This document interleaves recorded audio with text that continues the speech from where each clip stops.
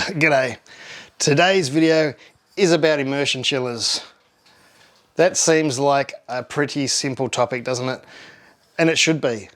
They're a very basic chiller. They're good for beginners. There's really not much messing around to do.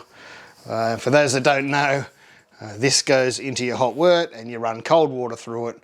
And of course, doing that chills your wort.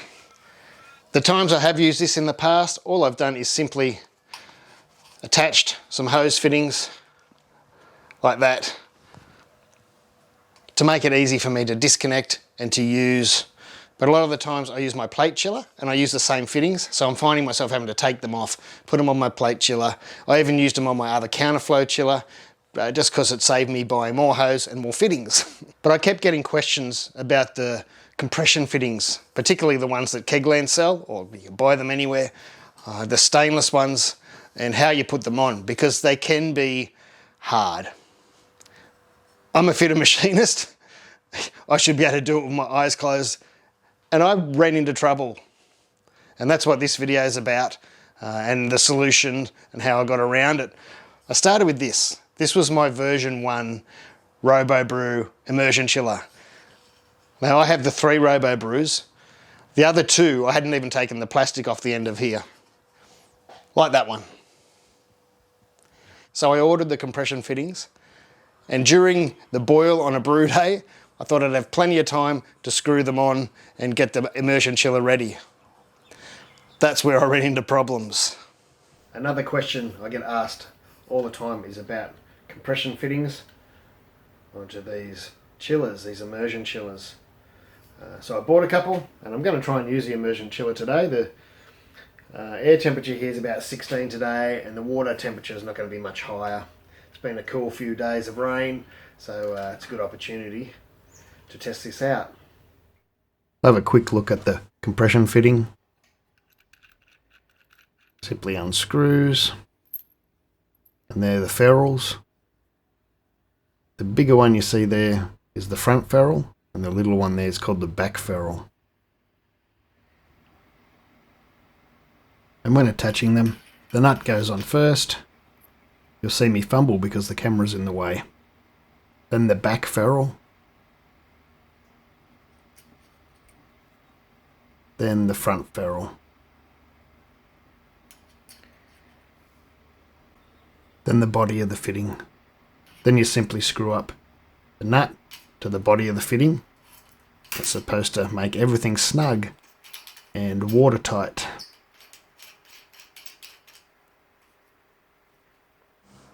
And you'll see here in this footage that I just could not get it to tighten. I tried just by hand with a couple of spanners, not really the best way. I then pulled out my vise. Unfortunately, I haven't got it attached to a bench, but it still sort of gave me one hand free to try and get it nice and tight, and it just wouldn't go. There was a bit of swearing, there was lots of problems.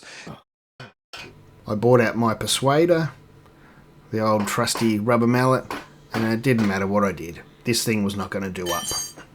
And I soon just ditched that idea and went back to my usual counterflow chiller. It was a few weeks later where I went, I've got to get it done. People keep asking me about it. Let's figure it out. So I pulled all the fittings out again. I still didn't have much luck, and I thought there's got to be something wrong here. So I pulled out one of the other immersion chillers just to compare them, and by eye they didn't look any different at all.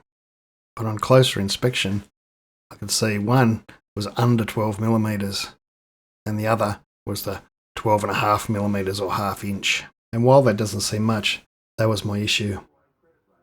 So I thought I'd try again. I placed the nut on first.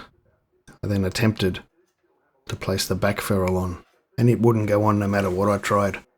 I soon realised me trying to force it onto the smaller diameter chiller, I must have misshapen it or distorted it in some way, and I really didn't want to mess around trying to straighten it or get it back into the shape. I knew I'd bought 2 fittings, so I ditched that one and went and found the other. This time, everything just slid on exactly like it should.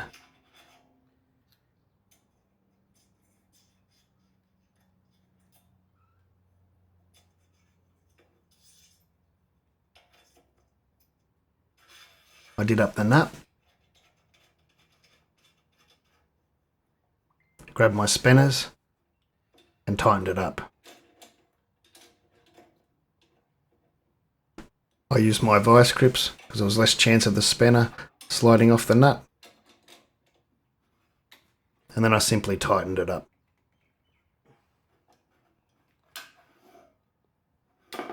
And that did the trick. Nice and tight. But that left me with another problem. I didn't have any more of the fittings. And then I remembered I had a fitting left over from the Robobrew 2 recirculation pipe conversion.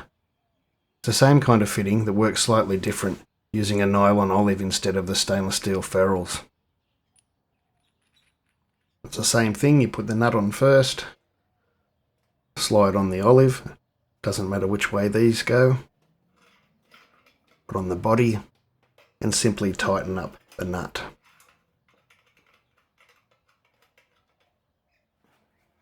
These are much easier to tighten than the stainless steel ones, and much quicker.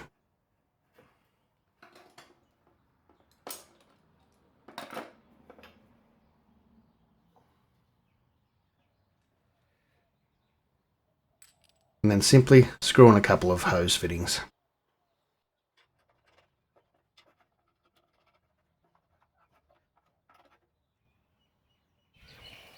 So I give it a quick leak test. All seems to be good.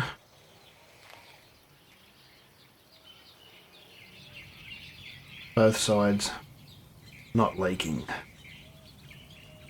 I also recommend giving them a stretch, especially if they're up tight and there's not much gap between them. Give them a good stretch out.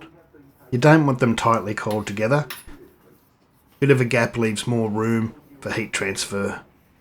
So when using them, you put them into the boiling wort about 10 minutes before the end of the boil, just to make sure they're sanitized.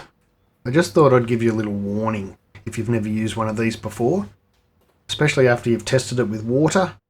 You can think they're empty. You can think there's nothing in them. You can put them upside down, you can drain them, and as soon as you put them into the boiling wort, sometimes it happens instantly, sometimes it takes a few minutes, but any water that's inside the coil can shoot out as super hot steam out of the end of those pipes, and they can burn you very easily. I've been caught before. I was trying to show an example of what might happen, but luckily on this day there wasn't too much water in it. Keep in mind that these elements are actually on. It just takes a little while to come back up to the boil. Well, that was very lucky. I'm too scared to put my hand over it. Sometimes I've had that shoot out of there. Must have been lucky that time. It's worth noticing, and I had to tell you about it because it's very dangerous when it happens. Well, there is water dripping out of this one, but it's not steaming out like it can. It's coming out very hot.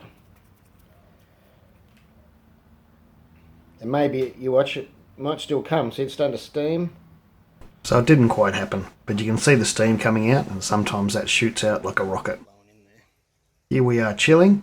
You can see it uses a lot of water. It is one of the least efficient chillers you can get, but they still work. The trouble is they get a bit slow. They can knock the top of the heat off very fast, but without stirring or without moving the chiller itself, it can get very slow.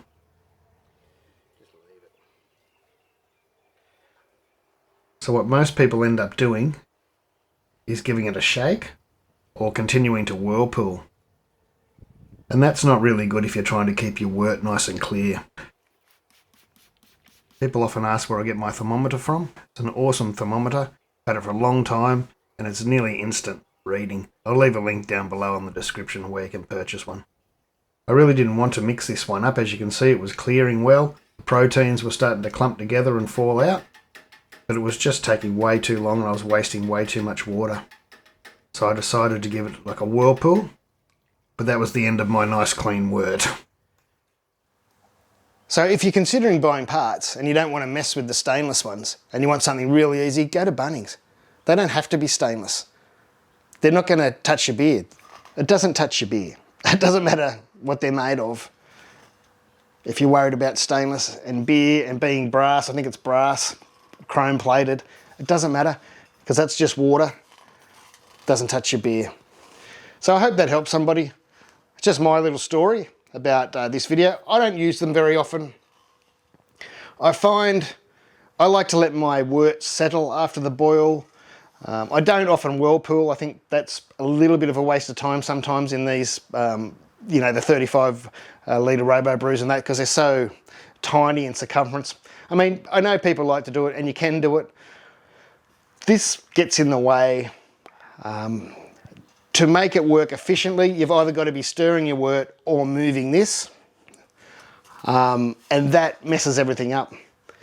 All that hard work, your wort flock's done, to clear your wort before you put it into the fermenter is most of the time, not all the time, most of the time ruined. You can chill it and then leave it, let it settle again. Might take 15 minutes, 10 minutes, but it's all extension on the time of your brew day. And usually by the time you get to chilling, all you want to do is sit down and have a beer. If you need fittings quickly for it, just go to Bunnings. They're a lot easier to put on. If you want to wait for the stainless ones from Kegland that you buy and they're a little bit harder to put on, go ahead. But anyway, that's the immersion chiller. They're always handy to have around. I could have used it in my stout video the other day when the pump got blocked. I could have, you know, popped this in and used it. I could have just sprayed it down with some sanitizer. They're clean as long as you keep them clean. You know, 30 seconds in some sanitizer, a minute in some sanitizer, bang, whack it in. You could spray it with the alcohol sanitizer, it'd be sanitized in seconds. I could have used this, chilled the wort down, but at the time I just decided to go no chill. But this could have saved my life if it was an IPA or something like that where I didn't want a no chill. Thanks for watching. Like, subscribe, share. Thanks to my patrons, for without them these videos wouldn't happen. Cheers. Hang on. Cheers. Here's the American Stout. Just doing my first tasting of it in the keg. Cheers.